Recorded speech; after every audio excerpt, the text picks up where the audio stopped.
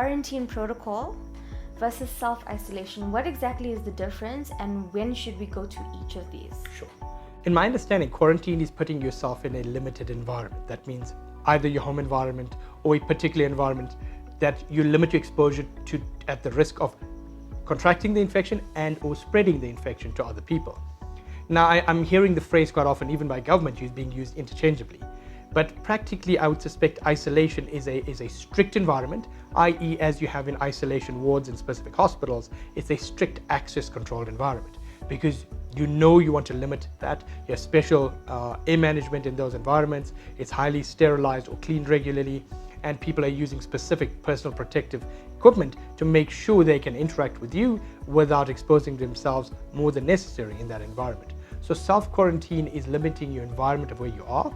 Quarantine may potentially be a mandatory process like many countries have. South Africa has now used a lodge that they've taken across to quarantine people that have come across from China. That is a mandatory process, but a self-isolation is, I presume, it may almost be a misnomer where you're isolating yourself, but a mandatory isolation may be a more prescriptive process.